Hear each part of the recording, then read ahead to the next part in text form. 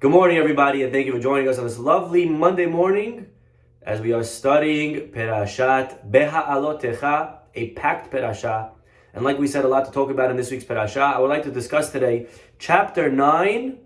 Let's begin chapter 9. So everybody, please open us up with us.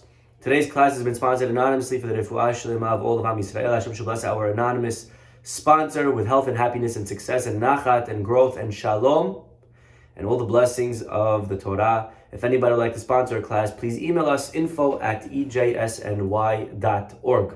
Rabotai, Perashat Behaalotecha this week tells us about a commandment that we did only once in the entire 40 years in the desert, and that is the commandment of Korban Pesach. Could you imagine? We just left Egypt 40 years, and we only did Korban Pesach, which is a holiday to commemorate and remember and thank Hashem for our exodus. We only did it one time. And it's right here in our Perashah. God says to Moshe, when they're in the Sinai desert, Bashana Hashenit, in the first month, so this is the 1 year anniversary. Literally 354 days, the Jewish calendar, 354 days after we left, the first day of the month, God says to Moshe that they will sacrifice the Pesach on the 14th. Okay. Now, the people did it. Everything that God says to Moshe. And here's where it gets interesting. And by the way, for the next 39 years, we didn't do it. And we'll see soon maybe why they didn't do it. But they didn't do it for 39 years. And all of a sudden, come along the Pasuk and says, Pasuk 6, there were certain people that were tameh. What does tameh mean? Spiritually dirty. They were impure. They were impure because they came in contact with a dead body, and therefore, lo yachelu la'asot ha-pesach. They couldn't do the Pesach that year. So here it is.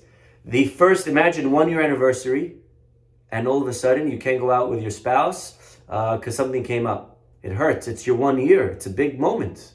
You want to celebrate the 1 year anniversary. And therefore, you have to, the Pasuk says, they complained. They come to Moshe and they say to him, Vayomeru anashim ahem, Pasuk 7. Anachnu teme'im lenefesh adam. We were contaminated. Lama nigara. Why should we lose out? They say to Moses, we don't want to lose out. Lama nigara. Lebilti ekriv et korban Hashem mo'ado. Why should we not be able to sacrifice and celebrate the 1 year anniversary of our exodus from Egypt? Moshe says, I don't know, I feel bad that you guys are not able to do it. By the way, why couldn't they do it? Why were they impure? A few opinions, who these people were that come to complain to Moshe that they couldn't celebrate that first Pesach. Because again, we know that if you're tameh, you cannot do Korban Pesach. There were certain people that were tameh, and the question is, why did you become tameh? If you knew you were going to have Pesach coming up, then what do? If you have a party, if you get invited to Reserve Cup for dinner, okay, free advertising. If you get invited to, Barneya or to Boaz Mashiach de Bouf Inc., what do? If you get invited to one of these places for dinner 1 week? You don't, right? One night, you make sure you don't eat the whole day. You don't have a big lunch on a day that you're going out to a very fancy meal for dinner. If you know Pesach's coming up, stay away from dead people. So there are a few opinions of who these people were. Some say that they were the ones carrying the coffin of Yosef, and that's Tum'ah right there. Remember, Yosef was buried in Egypt and they had to carry his coffin all the way to Israel. So some say it was the people that were carrying his coffin. They were tameh. Others don't like that opinion because if that's what it is, then you could have easily just put it down and wait 7 days and do the whole, ceremony of Parah Adumah and you'll be cleansed. Rather, that was a year ago. And they camped at Har Sinai for an entire year and they didn't have to move the coffin for a whole year. Exactly, very good point. And that's why some don't like it. And they say actually they were the ones that had to carry the bodies of Eldad Umedad outside of the Mishkan. Nadav and Avihu. Remember Nadav and Avihu died? So who carried their bodies out of the Holy of Holies? Eldad and Medad, they're two cousins. So they're the ones, I don't know if it was Eldad and Medad, I don't know why I'm saying that name. It was actually Mishael and El Tzafan. Okay, I'm sorry. But either way, it was the cousins carrying the bodies of Nadav and Avihu out of the sanctuary. But either way, whatever it is, there are people that are tameh and they come and they complain to Moshe. And what does Moshe tell them? Moshe says, good question, I don't know what to tell you. Why don't you wait? Let me ask God. He goes to God. He says, God, there are these people that are not happy. They can't do Korban Pesach. What should I tell them? And God says, tell them, I'll give them a makeup day. Can you imagine? A makeup day? They couldn't, I just spoke to somebody now, graduating Yale. Okay? Could you imagine what an accomplishment? Graduating, forget the money, but you're graduating one of the most prestigious universities in America. Okay? You worked hard for years and years and years. You're graduating law. You're entering right away. When you graduate Yale, lawyer, you get the top job, one of the top jobs in the country. What an accomplishment. And you know how they're celebrating? On Zoom. They're graduating on Zoom. What a letdown, right? So te'il. Come on, this is what I worked all 5-6 years for, to graduate on Zoom. I can get a normal celebration. But, he said, they're giving us a makeup. Next year, they're going to have an in-person graduation. So this is the real one, but they're going to have something that's more celebratory in a year from now. Hashem says, listen, there are these people they cannot celebrate Pesach, I understand. We'll give them a makeup day in 1 month. The 14th of Iyar, they could celebrate Pesach. It's a 1-day holiday, it's not 7 days. And by the way, the restrictions of Chametz don't even apply. I don't know if you knew that. It's Pesach Sheni, all you have to eat the Korban and the Matzah, but you could still eat Chametz as well. Okay, different details of the halacha. Either way, this is called Pesach Sheni.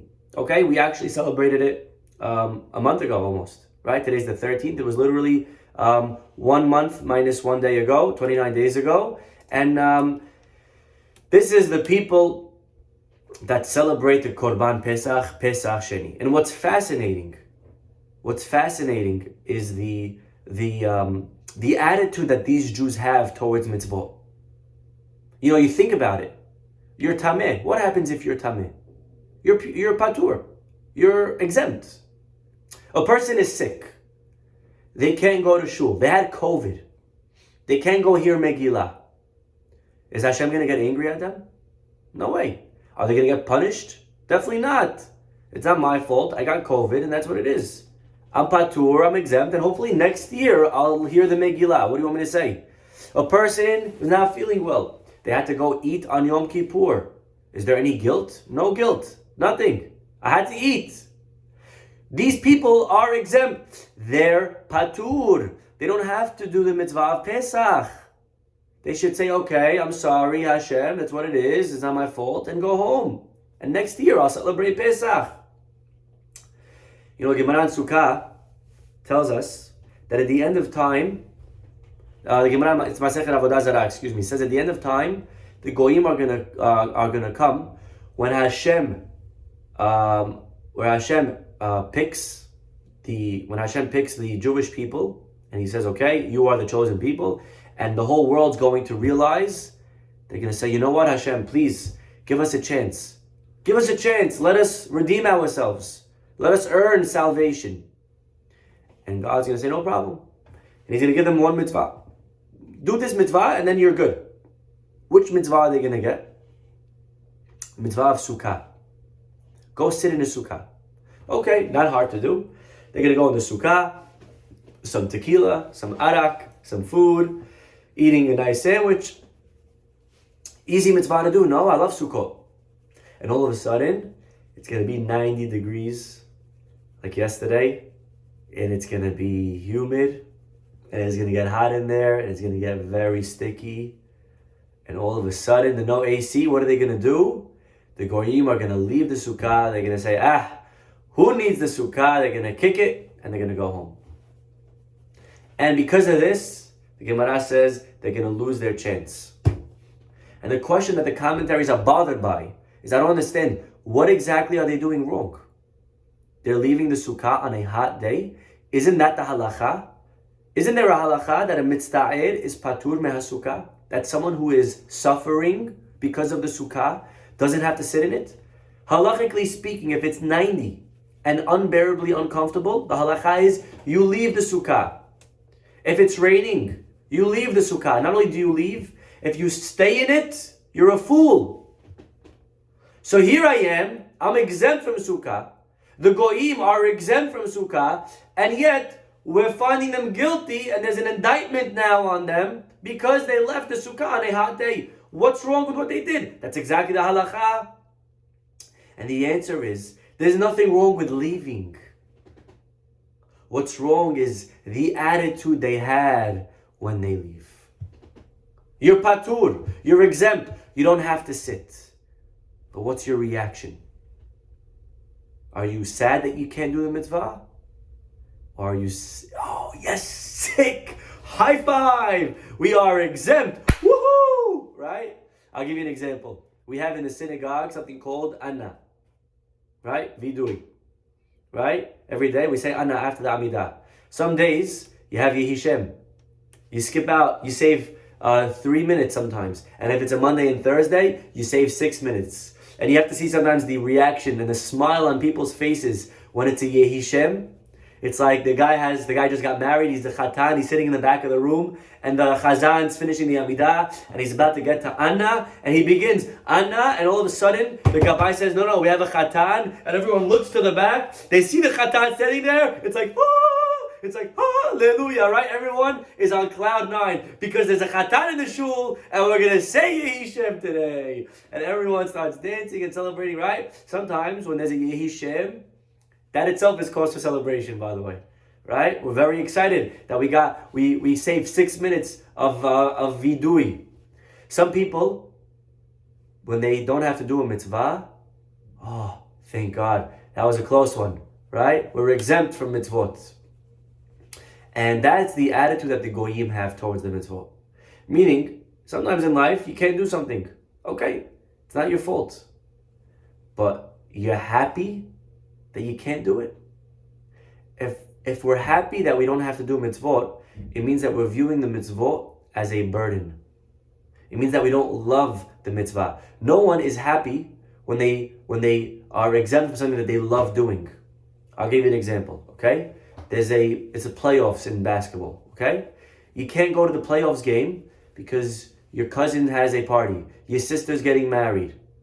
Are you happy that you're missing the game? If you're a big basketball fan, you're sad. Should you miss the game? Of course, it's your sister's wedding. You don't go to the game. You don't watch the game. You're exempt. But you're sad. I feel bad that this is the situation and this is the reality. I wish I could have done both.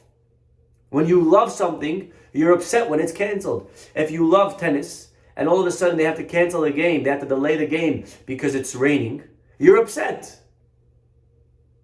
If you love mitzvot, you'll be sad, and you'll be sad to hear that the mitzvah is canceled. The greatness of these Jews is, yes, they're exempt. Yes, they don't have to do it. But they're sad that they don't have to do it. It's an opportunity. It's not a burden. I want to do the mitzvah. I want to celebrate Pesach. I love mitzvot. I don't want to be exempt. I want to do it. I want to make up. I want an extra chance. When you love something, you're not looking for ways out. You're not looking for ways to not have to do it. I'll give you an example, okay? A year ago, we were in the height of COVID. There was no work. Many people were exempted. They didn't have to go to work. But they weren't happy. Unless you were receiving checks and then you were fine because you didn't have to go to work and you were still getting paid. But many people weren't happy. You're exempt. But when you love something, when you enjoy something, you're not looking to be exempt. And if you are, and there's a situation now that you don't have to, you're sad about it. These people, the Pasuk says, you know what our rabbis tell us about these people? Kesherim hayu. They were kosher. They ran to do the mitzvot. a year ago, height of COVID-19. There's no minyan. Rabbis, everyone agreed, don't go to shul. Don't pray. Okay, we're patur. But are we sad that we're patur? Does it hurt us? Does it at least bother us that we can't pray with a minyan? That's the difference. The goyim, they're exempt from Sukkot, and they're like, yes, that was a close one. Whew. Oh man, we almost had to sit in a sukkah. Fun. If that's the attitude that you have, that means that you don't love and appreciate the mitzvot. The people of Pesach Sheni remind us that the mitzvot are beautiful. The mitzvot are something that we should want to do. You know, the Gemara tells us that the earlier generations, you know, there's a mitzvah called ma'aser. I don't know if many of you are familiar, but there's a mitzvah to give 10% of our income to tzedakah, to charity. Okay, and now it's very complicated. How do you calculate it? Do you calculate it before taxes? Do you calculate it after taxes? Do you have to give ma'aser on gifts that you make? Do you have to give ma'aser on this, on that, right? Different questions that arise. It's a fascinating topic, by the way. But this is the mitzvah of ma'aser. Now, ma'aser is mentioned in the Torah, but it's not mentioned with money. The OG ma'aser, the original, the real ma'aser was on your wheat, on your vineyard, on your grapes, on your olives. That was the real original ma'aser. Megornecha, miigvecha, miyitzharecha. Okay, Goren, Yekev, and Yitzhar. Okay, these are the original tithes that we had to give, was on wheat and things like that. Okay, now today the rabbis, it's we have a custom to give. We don't have, most of us are not farmers. We don't have fields. We give, instead of ma'aser of the field, we give ma'aser kesafim, ma'aser of our income. And the Gemara says that the earlier generations, going back to how it used to be with wheat, the rules of ma'aser on a field actually were very interesting. You were only obligated to give ma'aser if the wheat was brought into the house in a regular way. Let's say, for an example, a person had a skylight, and they took the wheat and they threw it in, and it came in the house through not the normal entrance, not the normal opening. You're exempt from ma'aser. And the Gemara remarks, and it says, the earlier generations would do everything they can to make sure that they would bring in their food through the main door, to obligate themselves in the mitzvah. If Hashem wants me to do mitzvah ma'aser, I'm going to make sure I do it. And they bring in the food the regular way. And the Gemara then ends, but it says, but how tragic that the later generations do whatever they can to bring the food in from a backwards way, to exempt themselves, to poter themselves from the obligation of ma'aser. And the Gemara says this is a reflection on the generation that we are in. The people are no longer happy to do the mitzvot. And it's a sad thing, because it means that we don't appreciate the mitzvah. If we appreciate what ma'aser is actually an opportunity for me to show my appreciation to Hashem. It's a way of me realizing that my parnasah comes from God, and not only that, but when I give ma'aser, it's an insurance policy to make sure that I make more money.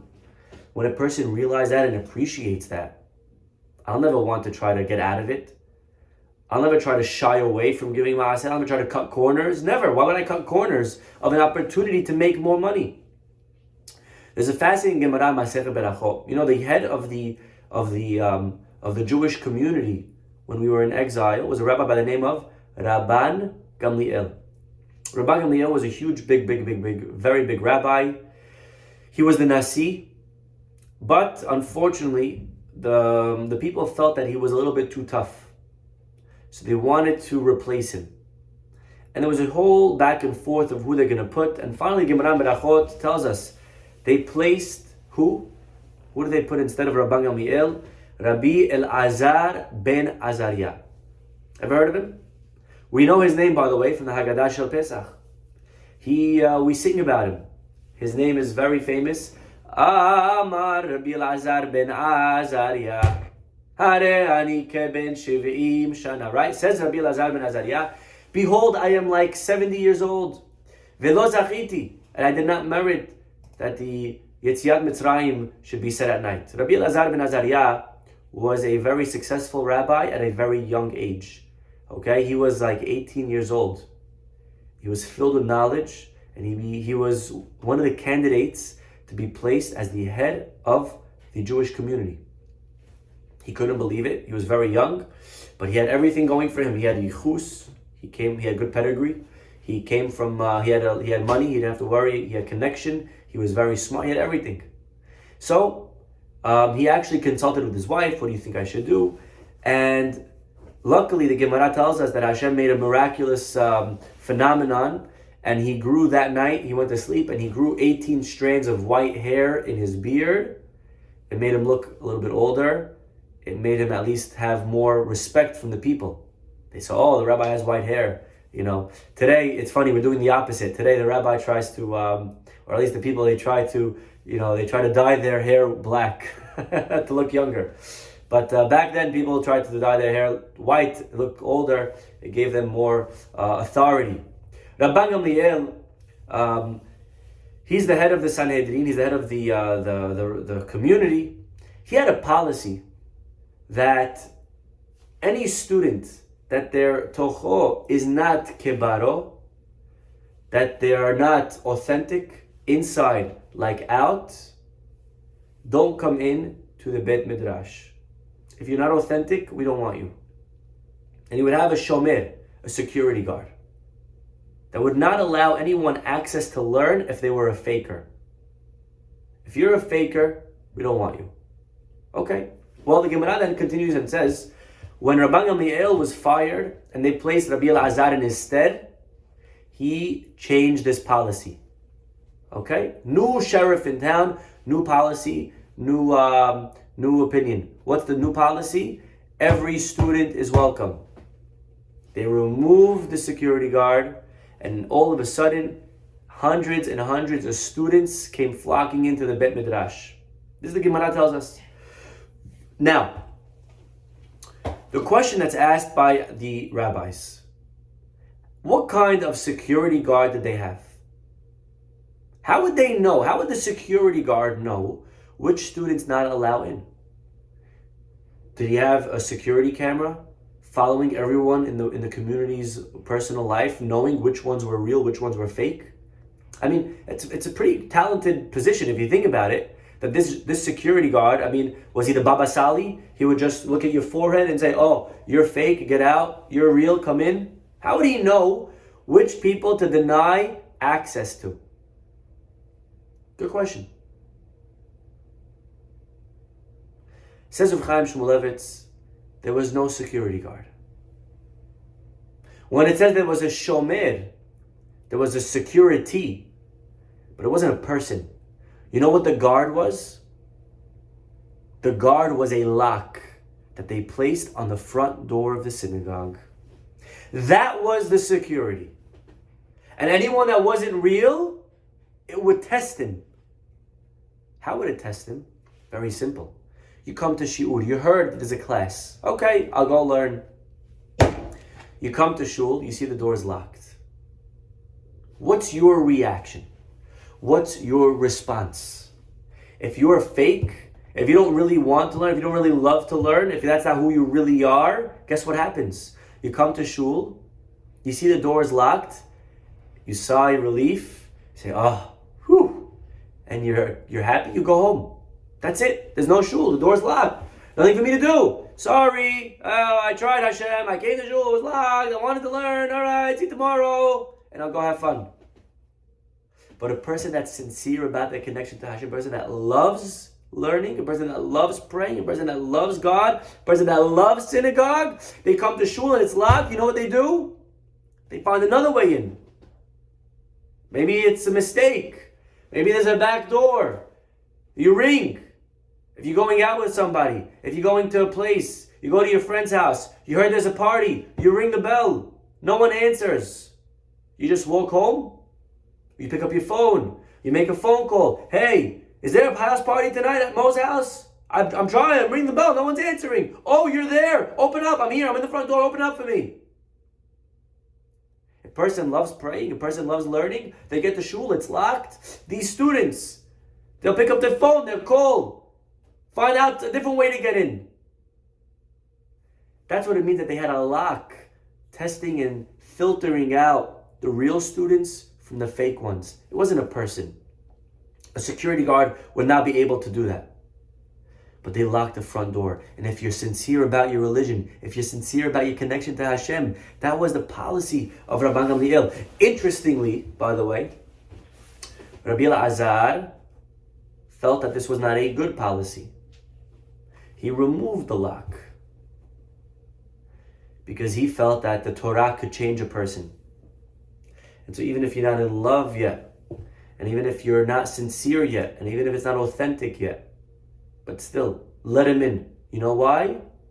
The Torah will give it to him. Torah will give it to her. Let them come in. Let them learn.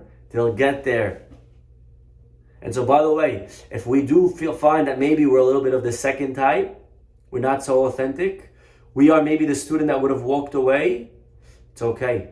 We learn Torah, and that Torah gives us that love that we're so looking for and seeking, and the love that we need to have to our religion. There's a very beautiful story about a man in Jerusalem. I believe we said the story before. Man gets home. He gets home from a wedding. It was very late, 2 o'clock in the morning, and he realizes he didn't pray Arbit.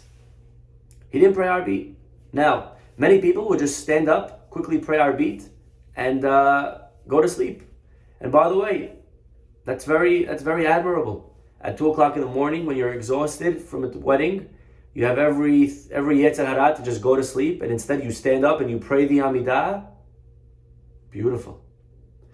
Well, this man in Israel and Jerusalem was a little bit better than that. He didn't want to just pray at home. He wanted a minyan. So he gets into his clothes, puts on his shoes, takes a walk down the block, goes to the local synagogue. You know, in every community, or at least where there's a vibrant, thriving Jewish community, there's like a minyan factory. Yeah, every community has one of those. In Brooklyn, there's a minyan. There's a few, Baruch Hashem. Bnei Brak, has one. Borough Park has one. Everywhere you find them. You need a minyan 2 in the morning, 3 in the morning, you go. Right? You go to Landau's on Avenue L in Brooklyn. You go to, I believe it's called Shomer Shabbos, or maybe it's a different name in Borough Park. Right? Every community has one. Anyways, this man in Jerusalem, he goes down the block to the local minyan factory. Lights are on. He walks in. There's only one guy saying Tehillim. All right, looks like this guy also was at a wedding and also waiting for a minyan. He waits 2, 3, 4, 5, 10, 15 minutes. No one's showing up. It's getting late. As it is, it's late. It's already 2:30, 2:45. All right. Anyways, this guy who's reading Tehillim says, all right, looks like there's no minyan. He's about to get up and leave, and all of a sudden the guy says, no, we'll get minyan. He's like, what do you mean we'll get minyan? We're waiting for 15 minutes, not a single soul came in. So the man thinks, he says, you know what, I have an idea. He goes outside, he takes out his phone, he calls the local cab company. He says to them, listen, do you have any drivers? He says, yes. He says, any Jewish drivers? Jewish drivers? He says, yeah, we got Jewish drivers. Okay, send me all your Jewish drivers. I'm on this and this corner. The guy thought it was like a wedding that just finished. He says, okay, you sure? I have also non-Jews. And no, just Jewish ones. Okay. He sends 5, 6 Jewish drivers. He calls a different cab company. You guys have any drivers? He says, yeah. Any Jewish ones? He says, yeah, we got a few on call. Okay, send me 3. He sends 3 Jewish drivers. Anyways, these 8 cabs line up in front of the synagogue. They see there's no party. They thought it was a prank. Anyways, this man walks out. He tells the 9 cab drivers, he says, gentlemen, begin your meters and please follow me. They're like, what? Is this, what exactly? He says, just trust me. Start your meters, please, and come inside. I need a minyan. I didn't have a minyan tonight. I'm bringing you Jewish. You're all Jewish, right? You 8. We have 2 inside. Me and you guys. We have a minyan. Follow me. They go inside. They pray. The guy finishes chazaning. He turns to the first cab driver. He says to him, thank you so much. Thank you for your time. How much is the meter? The guy couldn't believe it. This guy was about to pay 8 cab drivers to have a minyan. What is it at? How much is it? It was 15 minutes. What is it? Got to be already $20, $30, $40. What is it? The guy shied away. He's like, listen, I'll be honest. I didn't pray tonight. this one's on me. Okay, he turns to the second cab driver. Okay, how much do I owe you? He says, listen, the truth, I didn't pray since my bar mitzvah, and it was very emotional for me. Thank you so much. It's on me. Anyways, I don't think any of the cab drivers charged him. But, don't try this at home. It may not work. The cab drivers may tell you that you have to pay them in full. But either way, do try this at home. Because this man was willing to pay. And he could have easily said, I'm patur. I'm exempt. Hashem, I tried. I went to shul. But when you love a mitzvah, when you want something, you're not looking to be patur. When you love something, you try to find every way and opportunity to obligate yourself to do it. This was the greatness of the people in the desert. They were patur. They were tameh. They couldn't do Pesach. No guilt. No guilt. I'm not looking for that. I'm looking for every way to do a mitzvah. A person that loves Hashem will say, you know what? Technically, I don't have to wear tzitzit. But you know what?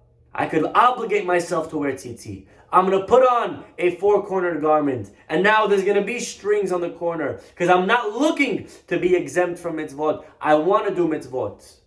When a baby is given a brit milah, we tell them, Keshem shenichnas laberit. Just like you entered the brit milah, so too you should enter la Torah, la mizvot, la chuppah, ul ma'asim tovim. You ever heard that line? Keshem shenichnas laberit. Just like they had a bris, so too they should have, right? We give them this bracha. And the bracha is, just like they enter the bris, they should enter Torah. They should enter the wedding. They should enter mizvot. They should do ma'asim tovim. And I once saw a beautiful question. Isn't ma'asim tovim, good deeds, part of Torah? When you say Torah, they should merit Torah. Isn't that an umbrella term that covers learning and doing good deeds? Good deeds is part of Torah. So once you're blessing the guy to have good deeds, the baby to have Torah, included in that blessing is good deeds. You don't say he should merit Torah, and he should merit to shake a lulav, and he should merit to have a mezuzah, and he should merit to wear tefillin, and he should merit. You don't say all 613 mitzvot. It's all part of Torah. Ma'asim tovim is part of Torah. Why is there a specific bracha for good deeds? And the answer that I saw was so beautiful. The answer is, we're giving him a blessing. There are ma'asim tovim, good deeds that you're obligated in, and that's part of Torah. But there are good deeds that you'll be exempt from in your life. Maybe you'll be tameh one day because you came in contact with a dead body and you're exempt from Pesach.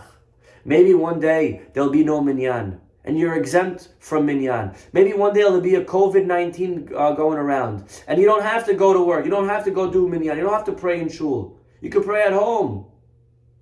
But we give you a bracha that you should reach the level that even those mitzvot that you're patur from, that you're exempt from, you'll want to do. Beautiful. Very powerful. And just to close with one very, very amazing idea. At the end of the Torah, there's a lot of curses in Perashat Ki Tavo. Very scary. The Torah has curses in two Perashiot. One we just read a couple of weeks ago, Perashat Behaalotecha, and one we're going to read at the end of the year, right before Rosh Hashanah, Perashat Ki Tavo. It has a very scary curses, okay? They make your hair spike. All the curses, the Torah tells us, why do they come? Why do the curses come to a person? What sin did a person do to deserve these curses? And you know what the pasuk says? Tahat asher lo avadta et Hashem, because you didn't serve God, besimcha, with joy. Now, this is very scary. Could you imagine? Imagine a person goes through life, they did every single mitzvah. Every day, minyan 3 times. Every Shabbat, shili candles. Every kosher. Every mitzvah of Shabbat, they kept to the T. Every time Lashon Hara came, Lashon Hara, Lamed Hey, right? They did every possible mitzvah in the book, but they didn't do it with so much love.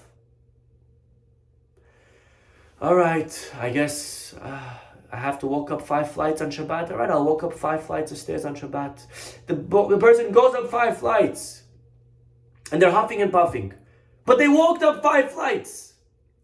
That's praiseworthy. God bless that person. The Torah is saying, oh, you're complaining that you have to walk up 5 flights? Boom! You're going to get all of these curses. Whoa. Just because my mitzvot were lacking a little bit of love, you're going to give me all these curses? I did them at the end of the day. Says Rav Simcha Bonim of Pshische, 100% not. No way. If a person did mitzvot all day long, they just weren't so happy, we're not going to give you all these curses. That's not who we're talking about. We're talking about someone completely different. Look at the pasuk, he says a little bit differently than how you read it the first time. Tachat asher lo avata et Hashem, because you didn't serve God. Not that you didn't serve God besimcha, you didn't serve Him with joy. It means you didn't serve God kama. Sometimes in life, we don't serve Hashem. Sometimes in life, we're patur from serving Hashem. Sometimes in life, we're exempt from serving Hashem. We're tameh. There's no minyan, etc. Besimcha. What's your attitude now? What's your reaction now? Are we happy? It's very hot outside. You don't have to sit in the sukkah. You're leaving the sukkah. But does it hurt you that you have to leave the sukkah? Are you upset that you don't have to sit in the sukkah? Does it bother us that it's raining and now I can't go do the mitzvah the best way possible? Does it hurt you that you had to eat on Yom Kippur? Are we upset that we couldn't do the mitzvah of matzah the right way? That's what the pasuk is saying. You didn't have to serve God besimcha, and you were happy about it. For that, the fact that you're happy that you're exempt, it shows that your entire relationship with Hashem is missing from its roots, from the core. It means that you completely miss whatever Judaism's all about. It means that you're not in this love relationship with Hashem. Because if you love Hashem, you'll never be trying to get out of it. Anyone that you love, person loves their child, and all of a sudden something comes up that they can't go out for their birthday. They're crying that they can't go out. They're upset that they can't go out. Person loves their spouse. Something comes up, they can't hang out. They can't go out for dinner. It hurts them. If a person's not so much in love, and then something comes up, oh honey, I'm so sorry, something came up, I can't go for dinner, I wish I could have, right? If you're not so in love with your spouse, you'll be happy that you get to cancel on her. And then really you go and you watch the game. You're going out with your friends. A person who's really in love will never be happy that they're exempt. That's the lesson that we learn from Pesach Sheni. The lesson is, you can't do it. And by the way, we mentioned in the beginning that this was the only time in 40 years that we did the Korban Pesach. Right? The next 39 years we didn't do it. And actually our rabbis say it's a disgrace. Shame on you that you couldn't do it for 39 years. Now the question that we need to ask, we're going to say this quickly, why shame on us? What's the disgrace that we couldn't do it? It's not our fault that we didn't do it. You know why we didn't do it? Because we couldn't. Because the halacha is that in order to do Korban Pesach, you have to be living in Israel. We had to be living in Israel to do Korban Pesach. And we weren't in Israel. We were in the desert. So for the 40 years we were in the desert, we were exempt. The first year was an exception. Hashem made one exception in the first year and told them to do Korban Pesach even though we were not in Israel. But for the next 39 years, it's not my fault, it's a halacha. Would anyone feel bad today that you can't bring a Korban? This year, okay? Raise your hand, okay? If you ate matzah on Pesach. All of us. Beautiful. Hands are going up. Okay? Okay. All of us ate matzah on Pesach. 1 second. None of you ate Korban Pesach. You didn't eat the meat that was slaughtered and then you roasted all night. Shame on you. Whoa, Rabbi, why shame on you? What did I do? I didn't do anything. Right? We all realize that it's not our fault if we couldn't eat Korban Pesach. We did our best. I ate the matzah and I ate the maror that I was supposed to. I can't do Pesach today. What do you want me to do? Very true. Very true. It's not our fault that we couldn't do the Korban Pesach. The Jewish people couldn't do it for 40 years because they weren't in Israel. Says the Maharal, you're right. But bottom line, you didn't do it. You have an excuse? Yes. Is it your fault? Maybe not. But it's not ideal. It's not ideal. The fact that you couldn't do it shows that you're lacking certain merit to do the mitzvah. It's not a punishment. Not a punishment. But it's not a good thing either. As an example, certain people are exempt from mitzvot. Person that's blind. Person that's insane. Person that's not mentally well. They're exempt from mitzvot. Is it their fault? No. But he says, at the end of the day, it's still not ideal. And therefore, that is the lesson that we learn from the Jews in the desert. This year, they couldn't do Kurban Pesach, and it bothered them. And they were hurt about it because they realized mitzvot are for me. And if it's for me, if I love it, I'm not shying away from it. I'm not happy if I can't do it. To the contrary, I'm finding ways to obligate myself. To the contrary, if the door to shul is locked, I'm finding another way in. I'm going to make a phone call. I'm going to find out, Rabbi, there's no minyan. Where can I get a minyan? Please. And by the way, there are many beautiful people that are on the chat right now that many times will call me and say, Rabbi, there's no minyan. I missed it. Where could I find one? Beautiful. That's the Pesach Sheni people. To remember that if it's hot on a Sukkot day and we have to leave the Sukkah, but at least we shouldn't kick. At least it should hurt us. We should be zocheh to find all of the beauty in the Torah, in the mitzvot that we do. And by doing so, we will be zocheh to once again reunite and be given this chance by Hashem to do Korban Pesach the right way in Jerusalem very, very soon. Everybody have a wonderful, wonderful day.